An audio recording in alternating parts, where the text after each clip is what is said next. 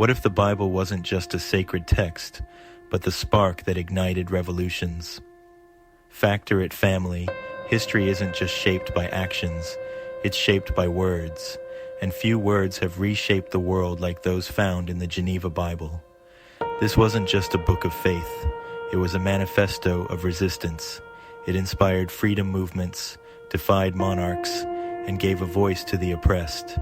Its message was so powerful, so radical, that it was banned, feared for threatening the very foundations of monarchy and colonial rule. But the story doesn't end there. Enter King James I. Determined to silence the revolutionary fire sparked by the Geneva Bible, he commissioned a new translation, not to enlighten, but to control. The King James Bible wasn't just scripture, it became a tool to justify slavery, uphold colonialism, and suppress those who dared to seek freedom. So how did sacred scripture shift from a beacon of liberation to an instrument of oppression? This isn't just about history, it's about understanding how the words we trust have been used to shape our world, our faith, and our future. Join us as we unravel the untold story behind these two powerful texts. Like, subscribe, and dive into this journey with FactorIt Media, where we uncover the truths hidden beneath the surface.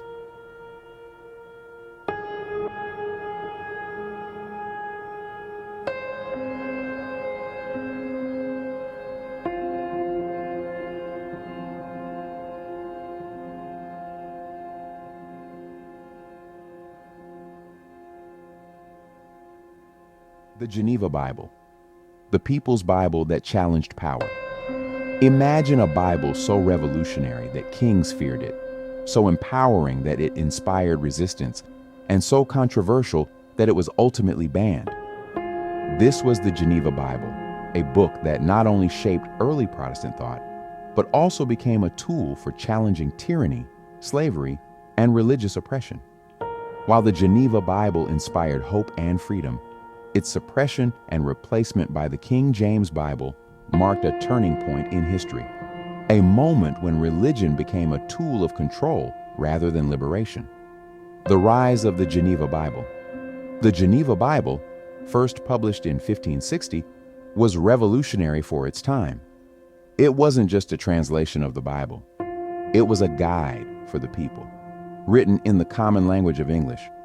But what truly set it apart were its marginal notes, interpretations that openly criticized the divine right of kings and rejected the unchecked authority of monarchs, popes, and oppressive institutions.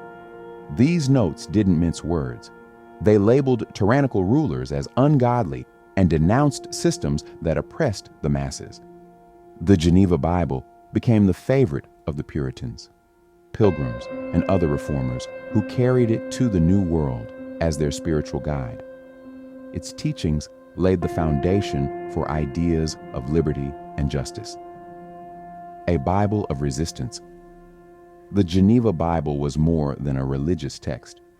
It was a manifesto for resistance. Its teachings encouraged readers to challenge authority when it contradicted God's laws. This was dangerous in a world ruled by monarchies and empires. For King James I of England, the Geneva Bible posed a direct threat to his rule. Marginal notes that criticized kings. For example, notes on passages like Exodus 1 condemned Pharaoh's oppression of the Israelites, drawing parallels to rulers who exploited their people. Equality under God. The Geneva Bible emphasized the spiritual equality of all people, subtly undermining ideologies that justified slavery and exploitation. It's no wonder that King James despised this Bible. The King James Bible, a tool for control. When King James ascended the throne in 1603, he sought to consolidate his power. He commissioned the King James Bible in 1611, a translation designed to align with his vision of authority. Unlike the Geneva Bible, the King James Version omitted marginal notes that criticized rulers or questioned systems of oppression. This new Bible became the standard in England and its colonies, including America. It was promoted as the official Bible, replacing the Geneva Bible among English-speaking Christians. But why was this change so significant? The King James Bible was strategically used to 1. Reinforce the divine right of kings. By removing notes that encouraged resistance, the KJV portrayed rulers as divinely appointed. 2. Support colonialism. As England expanded its empire, the KJV became a tool for justifying colonial conquest and control. 3. Enable slavery. In the Americas, enslaved Africans were exposed to selective passages from the KJV, such as Ephesians 6:5, which instructed slaves to obey their masters. While the Geneva Bible had empowered individuals to question authority, the King James Bible was used to silence dissent and maintain control over both colonists and enslaved people. The role of religion in slavery. For enslaved Africans, the King James Bible became a double-edged sword. On the one hand, it was used by slaveholders to justify bondage. On the other hand, enslaved people found ways to reclaim it, drawing inspiration from stories of liberation, such as Moses leading the Israelites out of Egypt. In the darkness of oppression, enslaved Africans reinterpreted the scriptures, focusing on themes of freedom and divine justice. Despite being denied access to the Geneva Bible, they found spiritual liberation within the stories of resistance and resilience embedded in the Bible's text.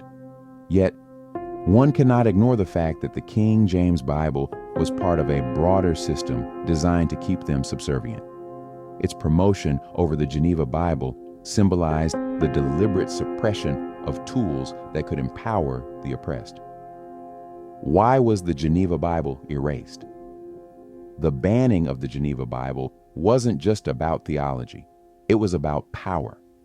The Pilgrims, who brought the Geneva Bible to the New World, saw it as a guide to righteous living and community building. Its emphasis on justice and equality inspired early notions of democracy. But for King James and colonial rulers, this was dangerous. The Geneva Bible's messages of freedom clashed with their vision of a hierarchical society where power flowed downward, from God to the king to the people. By removing the Geneva Bible, they removed a source of ideological resistance, reclaiming the legacy of the Geneva Bible. Today, the story of the Geneva Bible reminds us of the ongoing struggle between liberation and oppression. It challenges us to ask, how has religion been used to empower some while oppressing others? What voices have been erased in history, and how can we recover them? For Afrocentric communities, reclaiming the legacy of the Geneva Bible offers an opportunity to revisit the spiritual traditions of resistance that have shaped their history. It's a reminder that the pursuit of justice and equality is deeply rooted in the faith of our ancestors, the Geneva Bible, and the Pilgrims. While the Geneva Bible found refuge among the Pilgrims and Puritans, it was never allowed to become the foundation of spiritual thought for enslaved Africans in the New World. Instead, they were indoctrinated with a version of Christianity that emphasized obedience and submission. However, the enslaved found ways to reclaim and reinterpret the stories within the King James Bible, blending them with African spiritual traditions to create a theology of hope, resistance, and liberation. This theology would later fuel movements like abolitionism and the civil rights struggle, a legacy of resistance and freedom. The banning of the Geneva Bible by King James reminds us that the struggle for freedom, both spiritual and physical, is often met with fierce resistance from those in power. Yet, the spirit of the Geneva Bible lives on in the continued fight for justice, equality, and truth. The marginalized notes of this Bible once spoke to the hearts of reformers, and today they resonate with those seeking to reclaim their history and spirituality. This is not just a story about a book. It's a story about people, power, and the enduring quest for liberation. Closing reflection. The story of the Geneva Bible raises profound questions for us today. How can we reclaim the spiritual tools that empower us? What does it mean to challenge systems of oppression, as the Geneva Bible once did? And how does understanding this history reshape our relationship with faith and justice? Let us remember that the Bible, in all its forms, has been a tool wielded for both oppression and liberation. The choice of how it is used and whose voices it amplifies is ours to make. Call to action. If this story resonates with you, consider exploring the Geneva Bible and its history. Discover the notes that challenged kings and inspired resistance. Reflect on the power of Scripture to transform societies, and join the conversation by sharing your thoughts in the comments below. Don't forget to like, share, and subscribe for more Afrocentric insights and hidden truths that connect history, faith, and identity. Together, we can reclaim the narratives that matter.